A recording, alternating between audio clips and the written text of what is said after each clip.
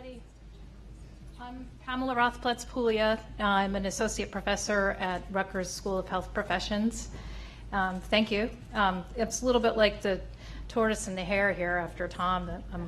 I'm the tortoise. That was a hard act to follow. This is also a little nerve-wracking, just to put it out there. But I really do want feedback on this project, which is a much smaller and much more preliminary stage than Tom's. It's a little bit different angle we're going with here. And I'm also a bossy tortoise because I'm putting it right out there, some of the things that I'd like feedback on. And I'll talk to you about the project, but it's based on family systems theory. And I'd like some discussion or feedback about the tools that I'm proposing to use, specifically the family assessment device, which I'll talk about more, but it's a widely used tool to assess family functioning. And I just like some feedback on it, particularly in the context of a low-income racial and ethnic minority population. And the semi-structured interview guide that we've developed based on the family systems theory. And then, again, all of this framed within this, we've had some great discussion today already about forming academic community partnerships, but getting a little bit more specific about what those teams should look like. This isn't my first foray into community participatory work, but I think it's important for us to have honest conversations about what research teams look like when you're working in a racial and ethnic minority community. And so I'm hoping that we get a little bit of discussion going about that also. So in 2012, we did the School of Nursing, and at the time I was in the School of Nursing at the time, so just the school, we did a needs assessment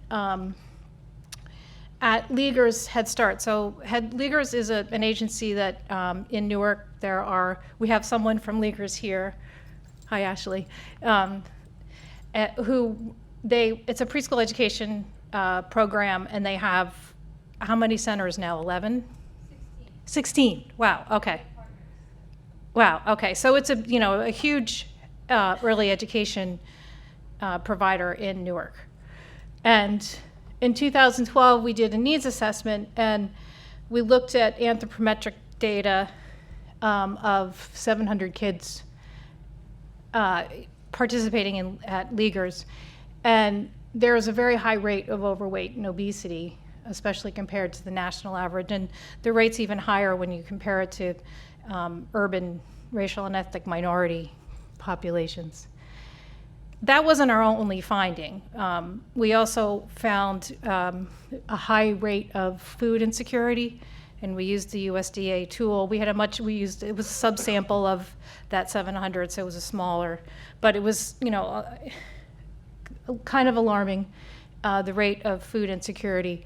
And we also used a validated tool that looks at the the environment in preschool settings. So you looked at policies that preschools have in place. You look at, you do site observation. So 2 faculty went out to 9 centers for 2 days at each center. And you basically look at what happens all day long by the minute. And so we had a lot of data. And what we learned about that tool, which is a very widely used tool, it is not perfect for an inner city assessment. For example, when you look at one of the ways that you rate certain actions, so if a teacher is promoting an activity, if a teacher's actively encouraging students, these are little young children, right? So encouraging activity, that's ranked higher. You get a higher score.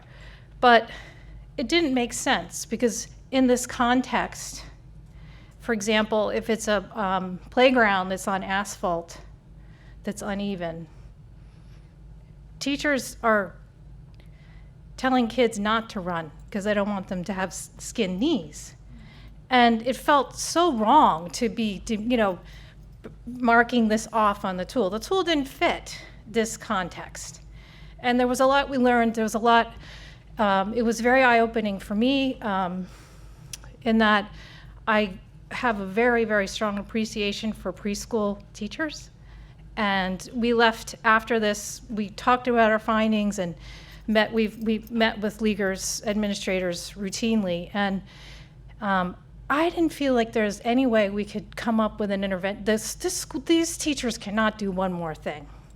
I mean, it's really incredible what they balance. And it's not just the education of those kids, it's the psychosocial, it's helping, kids who've come in who haven't slept all night, putting up a little tent so they can sleep, and monitoring behavior problems. It's really, really complicated. And we felt like, a lot of the obesity prevention research targets preschools. And we felt pretty strongly that, this is just, they have good policies in place. The environment's not perfect, but that's the context of this environment, And short of, a windfall of money, what are we gonna, it was too much to ask the school to implement some type of intervention. So we started meeting with administrators at leaguers and teachers and talking about this a little bit. And our most recent meeting, we were talking about, how this happens is we all go down to leaguers to sit in their conference room to talk. And when I say we, our team is comprised of me, we have a psychologist who's also, she's very, very well versed in cultural humility. We have someone with a public health education background, and a bunch of other of us go, and we just talk. And the last time we were there, we were sort of trying to narrow, because this is a big, hairy problem, right? Pediatric obesity is obesity in general is huge. There's so many angles you can take.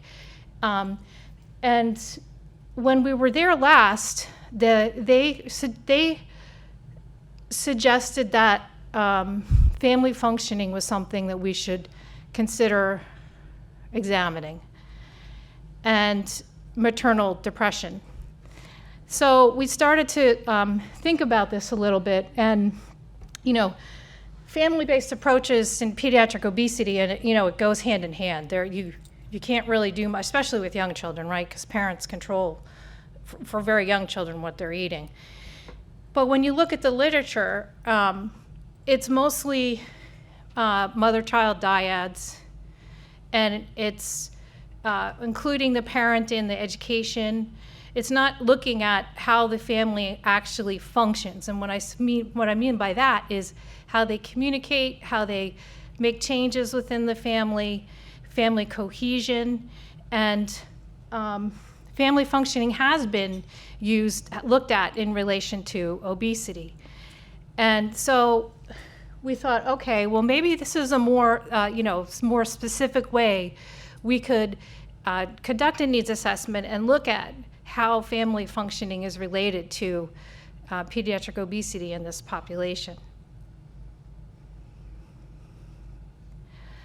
So with this new small project that we're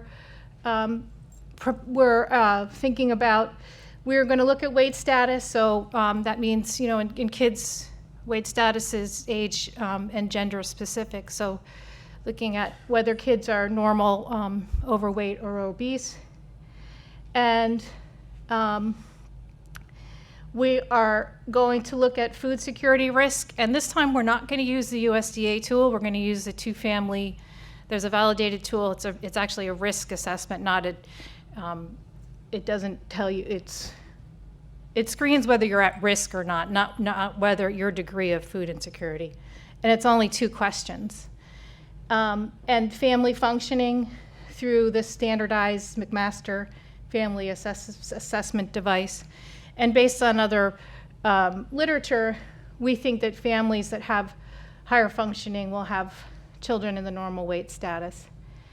And then the last aim is to describe how the families with children in every category of weight status organize around weight-related behaviors.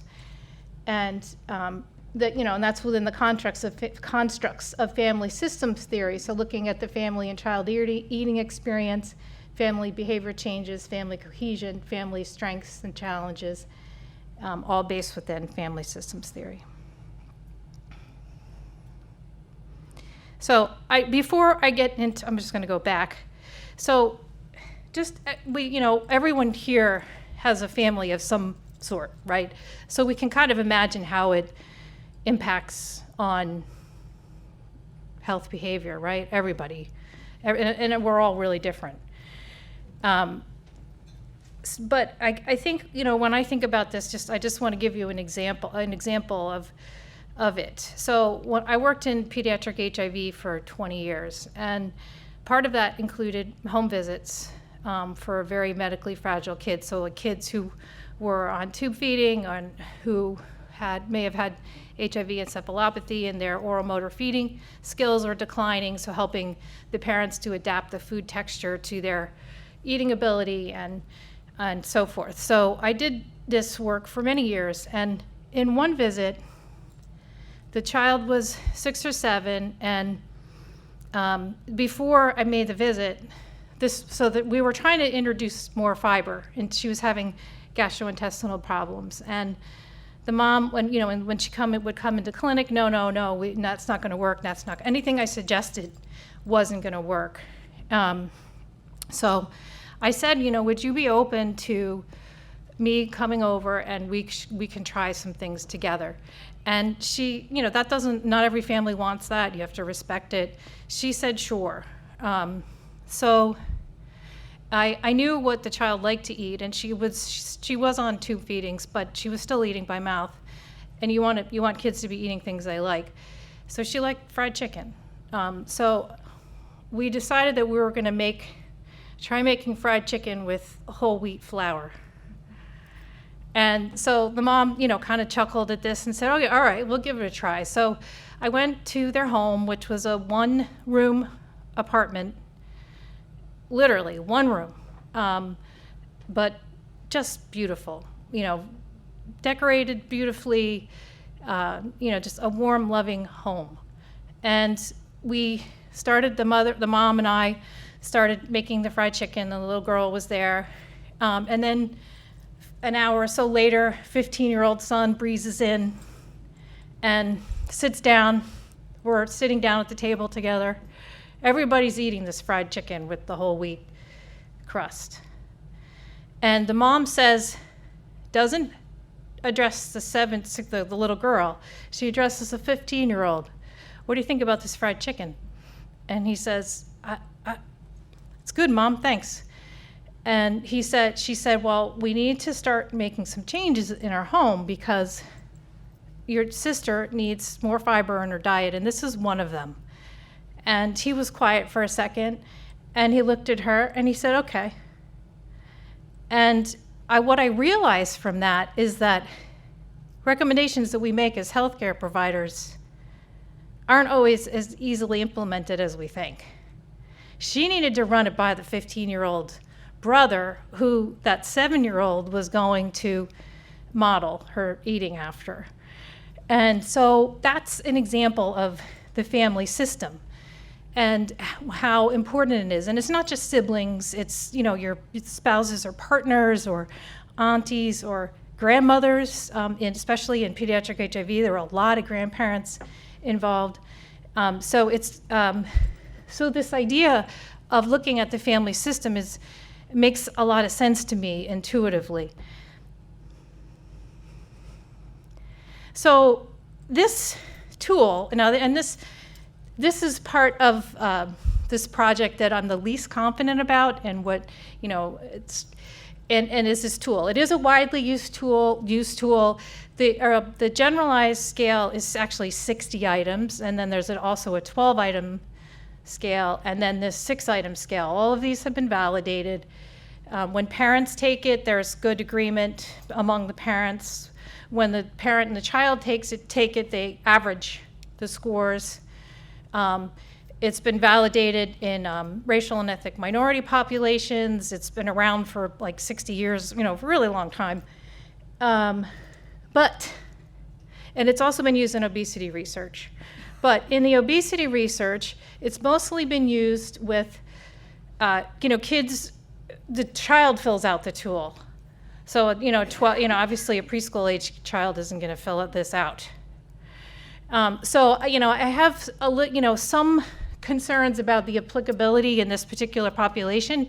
Parents of preschool age children, this could be that, that preschool age child might be their family. It could be them, the mother or the father, and the preschool age child, and in which case, unless they consider other family within their family system, the tool may not make sense to use. So, part of the reason the 6 item, we thought about this, we talked about this as a team, is because it's short. And we're always very respectful, or try to be, of families' time. And so we've kind of gone back and forth, and there are other family functioning tools also. This one seemed to fit the best, and it's still not perfect. So that's one thing that I wanted to get some feedback on, and I can scroll back to it after I get through these. So the other way that we want to collect information about this is through semi-structured interviews. And the interview guide is based on literature. And the questions all fall within a domain of the family systems theory.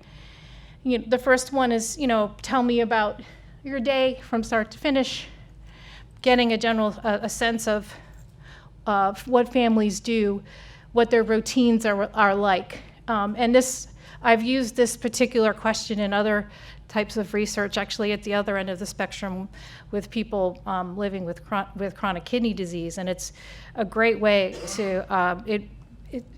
You're not collecting specifically about what they're eating. It's not a dietary recall. You're getting a sense of family routine throughout the day. And then looking at how they determine if their child is full or hungry, and the discussion that they have around that, and digging a little bit into how, if it doesn't come up in the first question, how they think your child learned their eating style, what's influenced that? Is it multi-generational? Is it a parent that's influencing? Those are important things to know as clinicians, when we make recommendations, how people have learned to eat or do whatever the way they do. This next series of questions is around family cohesion. So it's about looking at how families adapt to change. And of course, this question was constructed around eating and asking parents how your child might adapt to the change, and how they might communicate about it. And if they haven't done that, what do they think that might look like within their family context? And then getting a handle on family strengths and challenges. Tell us about how you think your child and family are doing in terms of healthy eating and physical activity. What's going well? Could we build on that? What's working? What do you consider to be healthy? Do you have advice for other parents about feeding children? And are there areas that you think you can improve? Things that prevent families from eating well, and ways that healthcare providers can help families be healthier. So this is the interview guide, and what we'll do is interview parents of children in every weight category. So parents of children in the normal weight category, parents of children in the overweight category, and parents of children in the obese category. In our first needs assessment, there weren't that many underweight kids, but that's something that we'll have to obviously include also if there are children who are underweight. So this academic community partnerships. Now we've worked with Leaguers for a number of years, and I'm always very aware of, I worked in Newark for 20 years, a long time, but I'm always very aware of who I am as a clinician and a researcher. I was born and raised on a large working farm. I come from a family of privilege, and I'm white. And I never pretend to be anything that I'm not. But having a team, I think it's important that we honestly talk about teams of researchers when we go into communities that are very different from what we know. The teams that I've developed have always included people of the same racial, ethnic background as whoever we're studying. I can't always say it's the same socioeconomic status. In fact, it's probably not, because they're they're people earning a pretty good salary. So, but I don't know. I think this is something we should talk about. When we build these partnerships, how important is it that teams are comprised of people that look similar to the community? We've tried to include Leaguers every step in the way. For example, when we develop a budget, they develop it with us. It's not, when we published on the first needs assessment, they were authors. We've talked to them. We very much took their advice into place about this particular direction with the family functioning.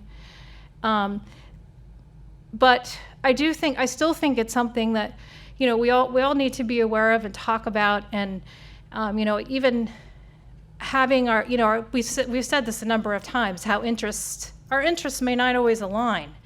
When I go to the Newark Food Policy Council meetings, I'm sure sometimes people think I'm annoying, because what I do is say, well, is that based on evidence? Or how are you evaluating that? And that's the frame that I come from as an academic, right?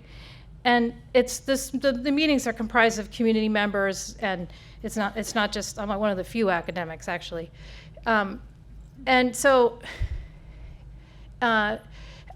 creating those relationships in the community where they're productive and respectful, and where we have teams that multiple people are looking at it. So any feedback people have about that in your own experience, I think it would be very helpful. Yeah.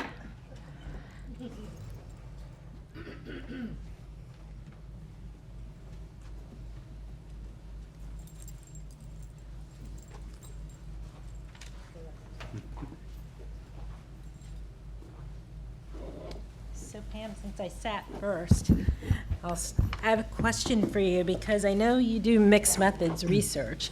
And so it struck me when you were talking about the literature and sort of the lack of fit for what you want to measure in terms of family functioning, that this would be an ideal opportunity to think about triangulating data. So, I mean, I'm sure there are people in the audience who can actually speak to better measures, because this isn't really my content area. But the first thing that I was thinking about in terms of that is that, okay, if you have this measure and it gets at some components of it, and you're also doing these semi-structured interviews, that this is an opportunity to actually think conceptually about what do you, and you've already done that thinking because you articulated what was missing in this measure for you. So really thinking about collecting enough data so that you can see, do the comments that you're getting map back to the quantitative measures? So that was sort of the first thing that I was thinking about methodologically as you were talking. No, I think that's a really excellent point. So adding like a specific integration question, that's excellent advice. Al? Okay, I'll use this one. So, I mean, there's tons of literature, as you know, on family influences on health and wellness and illness behavior, everything from genetics to just the social constructs. But it strikes me, and I'm really glad to see that you're starting with some qualitative methodology, because I don't know enough about family structure, how it's defined, who's included, who's not, based on what you've said is probably in the further detailed in the data. But one of the challenges and one of the reasons why family-oriented research of this nature is not done is because of the heterogeneity. Yeah. So how are you thinking of dealing with that? My suggestion would be to just get some baseline data, look at the populations that you're looking at, and get some sense of what the structures are. There's a whole bunch of different tools that are out there, from genograms to you name it, that basically will help define and characterize not just the structure but also the relationships within family systems that might be applicable and might be usable, and then help you guide interventions. But I was most excited to hear that you had engaged the community in helping to define some of the questions and evaluate some of the instruments that you've been using. So that's good. So the genealogy, that actually, I have seen that in the published literature, and specifically related to pediatric obesity. So I guess I wonder, because the anthropometric data and the short screening family function questionnaire will be between 600 and 900 children. So that's a lot of data. Whereas the interviews is 24. Right.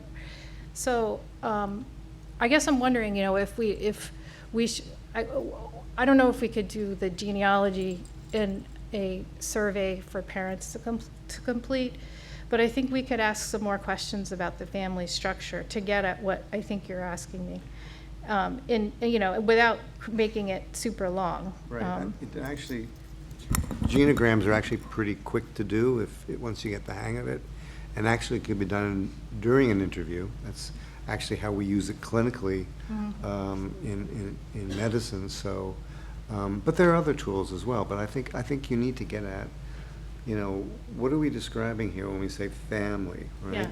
Because is it grandparents? Is it cousins? There's households that are made up of all different kinds of individuals who have influence on behaviors, health behaviors. So I think that would be important to get at, so that you can say, oh yes, in this circumstance, in this kind of family configuration, these are some of the things that were important. And again, genograms help look at areas of conflict as well as reinforcing behaviors that might be applicable in terms of this subject. Thank you. I just want to echo that, how important it is. I do know leaguers. I'm familiar with Veronica Ray, who is a phenomenal community leader in the city of Newark and has been in this area for years, in area of Head Start. So when I think about this particular study, I do know that I just came last week from a conference, and I think some of the Head Start centers were represented with Program for Parents. It was for grandparents. It was for grandparents. And it was grandparents talking about how they were raising their grandchildren, some of them raising 10 at one time themselves. And so when I think about this population, which I'm very familiar with, I think it's very important to look at the structure of that family. And one of the things that came out was the grandparents said, I'm feeding my child, listen to this one, farina, wheatina, and hominy grits, because I don't have the money to go out and buy all these cereals. And then the young teenage parent is looking like, well, that take too long. So I'm thinking that if you're really, really looking, and when you're looking at this population, it's important to understand that structure. So I had another question. I thought it was real simple, because I worked with early Head Start, early years, way back when. But one of the things, and I wanted to know this, how did you, in working with the children, the parents, the whole culture of the language. And I'll tell you why. Because I know when we used to do this little Peabody, whatever, a basin was what they showed a picture of. They said, say a basin. But for our kids, it was a sink. When they said a Frankfurter, it was a hot dog. Mm-hmm. And so I'm looking at the language here, and just, you know, how do you tell if your child is full or hungry? At my table, you better eat all your food. I don't care whether you're full or not. So that's a cultural piece, too, that you're not going to waste any food. We don't waste food in this house. The other is that, I don't know how many of you deal with this, but you sit at a table, and I didn't learn this till a long time ago. You sit at a table. Everybody doesn't sit at a table to eat dinner. They go to different corners because as the food is done or as people are coming in or the parent, you know, the food, you know. And then the other, when you do sit at the table, you're told to be quiet. Grown-ups are talking. Or you don't talk with food in your mouth. And you have food in your mouth the whole time almost. You know? So I'm just wondering how those how those things factor in, because I really think it's important that, you know, these studies that's done, that we look at the whole cultural piece. So I'm just so glad to hear that when you said your team is comprised of, people that look like the people there. Mm-hmm. And again, I thought that you were so excellent when you said, however, even though they look like them, socioeconomic may play a role in this. And I think that's important to understand. Are they people from that community, came out of that community, or maybe someone that doesn't even have to look like them but understand because they've been a part of it? Yeah, I think that's a really good point. Someone who's conducted research with me for years and years is from Newark, but she's highly educated. So she's not, she's very proud of being a native Newarker, but she's not the same as the participants in most of the work that we've done together. So I think your comment is a really good one, and having, in our interview teams, at a minimum, making sure there's at least one, these kids are 80% African American, mm-hmm. So having at least one African American researcher there to help not only the participant feel more comfortable, but pick up on some of the things that I think you're suggesting, that they might see things that I may not. Mm-hmm. At my dinner table, we had to say we were replete when we were full. I'm not kidding. Not kidding. So there's some huge differences. So we definitely will have two people, and we will talk about some of that as a team to make sure that we're not missing it. And in terms of that first question about, it starts out very broad, and we usually get the whole story without the prompts. So we're not usually with people will tell you their story without having to dig. The prompts are only there if they're not coming out. So you're right. So you're right. The question about being, how do you know if your child is full or not? We'll have to think about that. If that is a prompt, how it's worded in a way that isn't leading, right? Or because maybe they don't. You're right. Maybe they just say, eat everything on your plate. It's a good point. Thank you. Mic runners, we've got 2, 3 here in the front, so come on up. Hi, thank Jen, you. That was great. Oh, sorry. Oh, no, Melissa, you start. We've got another one coming over here for... Cool. I'll be fast. I just want to piggyback on culture because it's really important, because not all cultures and races and ethnic groups or populations consider, see obesity and the same way.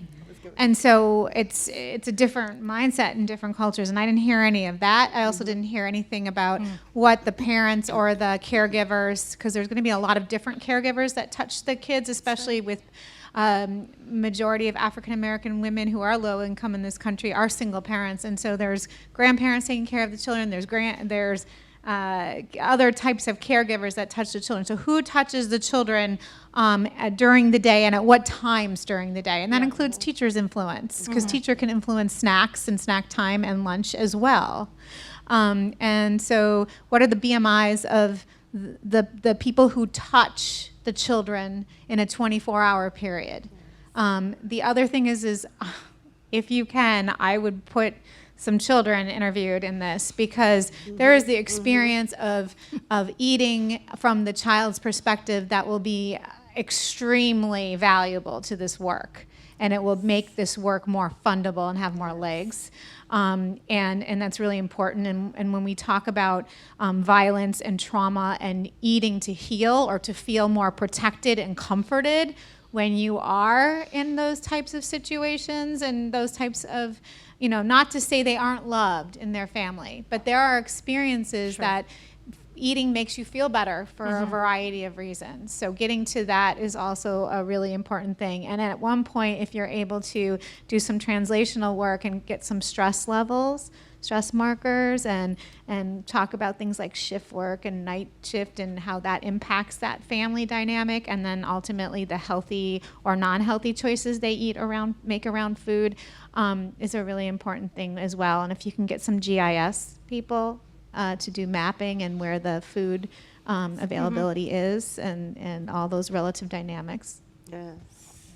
Yeah, your comment about, you had a bunch of great comments, but about the trauma, there are some of the family functioning theory scales that are used actually some of them are trauma informed. So I'll take a closer look at that. In terms of interviewing kids, they're between 3 and 5. So So Lori Waxlag and people at Northwestern Developmental Science Institute, there are a bunch of folk around there that you can get information from 3 and 5 year old, a whole lot. Yes. It's different. It's a different way of data collection, a different approach, and different asks. Yeah, it's a good idea. I hadn't thought, we've done obviously meal observations, with this age group, but not yeah. You can get that there are so many different ways to capture data these days. My 3-year-old, when my kid was 3, absolutely, they know how to use a phone better than I do. Right? Yeah. Thank you. So my question has to do with, I think it was the first tool that you put up there. I think it was family functioning or something like that. So are those like yes, no questions, or was it a Likert scale? Yeah, it's a Likert. Yeah, I should have put that on there or mentioned it. Yeah, it's so that was the first part of it. And the second part of it was my experience with working with a lot of those kinds of scales is that a stress scale would be an example. They might ask you, what do you, is this true or this true? And then there's a subset question that says, how comfortable are you with that? Or how does that make you feel? Because some people, can have a lot of what many of us would think of as a chaotic family. And they don't necessarily see that piece of it as stressful. And yet there can be other things that you can ask them about that can be very stressful to them. I am often very surprised when I look at stress scales that sometimes people note a lot of stressors in their life, but they're not particularly worried about it. It's kind of like, when you have somebody that flips out because of the traffic on the road when they're driving, and I don't really worry about traffic at all when I'm driving. It doesn't bother me at all. There are other things that will make me upset, So that might be worth looking at. Yeah, that's a really good idea. That can be a very subjective kind of assessment that because this bothered you, it would bother somebody else. Right. That's a great suggestion. I remember going through this with a group of folks filling out an acculturation stress form, and it was with a group of students who were first and second generation immigrants. And some people had some pretty, indicated that they had some quite stressful events, but they weren't bothered by it. And later on, when we were just going through these and we debriefed, they said to me, what we went through at home was far worse than this. So, it's all relative, That's a really good point. Thank you. Was there I would another- like to ask a question. Well, 2 questions. Who who will make or do this surveys to moms or to the families? So the survey with the family functioning, 6 questions, and the food insecurity will be, it'll be emailed to families from the leaguers to fill out. And I think that's going to be a huge problem. Yeah. Because one thing that we learned to do this community-based participatory action research is that people is going to answer whatever you want to hear, not necessarily what they are doing at home. So the suggestion for me is that you have to probably take community members to become promotores or research assistants. Yeah. So that way they will go make the questions, but at the same time write notes as observers. Because, for example, when we do this food security assessment, people says, "Oh, we don't drink soda," and then you see the garbage is in a tons of soda, right? Yeah. So it's stuff like that we Yeah. have to really take care of, because one of the things is the quality of the data that you want to collect. Right. And probably the answers that they're going to give you is what you want to hear, not necessarily what you have to and you want Right. Yeah, we've talked about this particular issue with Leaguers with Mr. Nabi, who's from Leaguers, and he had suggested that maybe the Leaguers staff actually administer with family. They sit down with families at so they're administering it at the same time for the reason that you just suggested. And then the other suggestion that we'll make is that people to partnership with an organization in these different ethnic groups that are going to continue doing these follow-up conversations, because again, one thing is what you see one day, and the other thing is what you continue seeing the behavior of the whole family when the Sunday is, Sunday day, family day, or Saturday day, and Saturday family day. So it's different behaviors that you Sure. have to really be part of it, and that means that you have to be part of the family as well. And take that as a part of your caring of the family, helping the family to take care of them as well, or the well-being of the family. So you have to be part of these meetings anyway, as a part of the community. So having these organizations as part of your work, or they will do that job for you, not necessarily collecting more data, but being observers, and having this communication with these organizations will continue giving you the opportunity to do more questions if it's needed later on. Thank you. I had one follow-up to what Teresa just said. We did a study a couple of years ago, and her sister was with me. Her sister's our promotora coordinator, and we were making home visits on people because we couldn't get the data any other way. And one of the scales that we had people fill out was a stress scale, and we had a woman that was about 2 weeks postpartum, and she had a little boy with her, and he was fine during the visit and everything. And so we sat down, and she basically went down the list, and yo estoy muy contenta, all the way down. I'm very happy, I'm very happy, I'm very happy. And Maria just looked at me, and she, oh my gosh, and she said to me, "If it's okay with you, let's start this one again." And I said, okay. So she went over to the woman and she said, most people, when they're like 2 weeks after they have a baby, they have a lot of concerns. They're kind of stressed out. And this woman, this was her first baby. She would not leave the house. She was very much afraid of ice, and she would not leave her home. As a matter of fact, when we went out to visit her, we had to go call the lady down the street first, and then she told her that we were coming. So she said to her, most people have a lot of concerns with a new baby. She said, so, we want you to be really honest. The answers, when she went back and did it, they were totally different. So it was the idea that somebody acknowledged to her that it was okay to admit what you really thought. The social desirability thing is just so high. Yes. And, the fact that she had it, and if she had never done that, God knows what kind of data we would have had, So. Larry? Someone right here. I really liked what you had to say, and I want to follow up on something that Melissa said before about the GIS mapping. And the cortisol. That was actually first done in the Chicago neighborhood study, looking at community violence and the geography of violence. And that may be particularly relevant both for stress, but also for walkability and how safe it is to be outside. And I think thinking about issues around fitness is important. We did some work in East Harlem and found that parental perception, this is a field survey done on community sites, where we actually then, we had scales and stadiometers, and we measured BMI. And parental or maternal perception of obesity actually linked more to their perceived fitness of the child than the actual weight. And that actually may relate really to where the health risks lie too.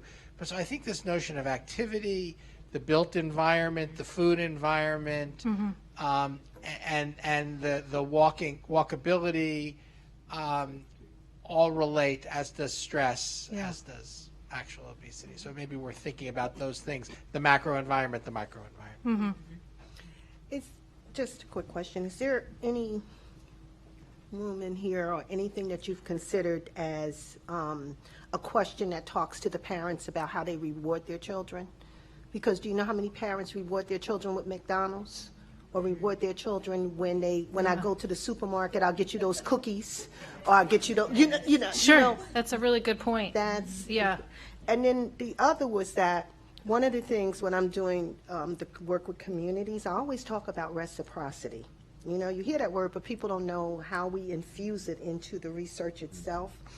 And so I guess my question would be for you to think about, on the back end of this, what is the reciprocity? Are you saying to them at the end of this rainbow, as you take these questions, you participate with us, we're going to have the fruit and vegetable truck out, and you can go out and get a bag of fruits and vegetables to change how you're looking at eating, or to change? Because what usually happens is the same thing, is that we do the research, but there's nothing to help change that whole cycle or introduce you to something totally different. Yeah, it's actually a really good point, because we've planned to compensate families well for the interview and for the survey, but I hadn't thought about that. That's actually a really good point, because, by the time this is done, a needs assessment's done, and you develop an intervention, these families will not be in the Head Start services any longer. So having something that's an excellent recommendation. Mary.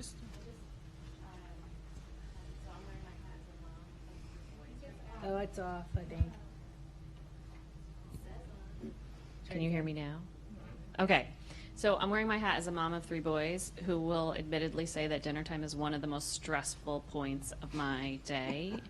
And it's because of behavior and bribing my children to behave and trying to make them eat their vegetables before they can have dessert and getting home from work and all of those things. And I'm wondering if you are thinking about how to sort of gauge, to Melissa's point, I think there is this very dynamic relationship between food and emotional lives. And so trying to get a sense of how whoever it is that's the provider of food, how they feel about the time in the experience of delivering the food. Yes. And I was talking to another mother here today about how, we're lucky sometimes if we're eating the scraps of the bread that have been left behind by our kids because we're so busy by the time that they're done eating, we don't realize we haven't eaten yet.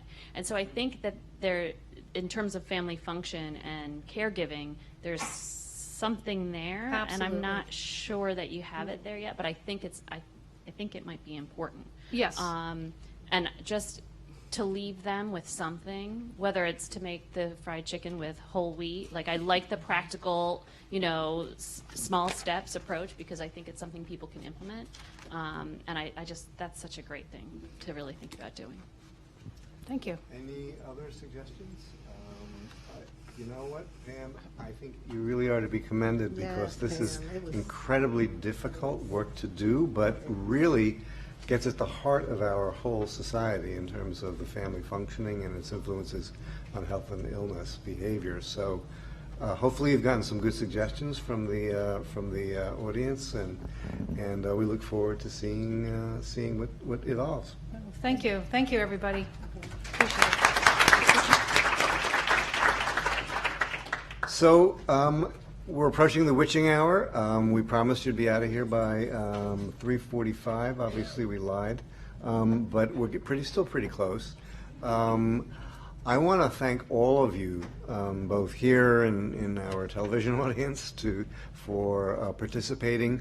I think this has been the first step of what will be a dialogue, hopefully an ongoing dialogue, between the research community and the greater communities of New Jersey. And all of you will contribute to that, I know, going forward through New Jersey Acts. The last thing I'll leave you with is there is an evaluation form within your packet. If you would just take another 30 seconds or so just to complete that, the feedback you provide will be very helpful for us as we go forward in this journey. And again, thank you on behalf of everybody. Thank you very much for our participants. Thank you very much for our panelists, and thank you very much for being here today. Thank you.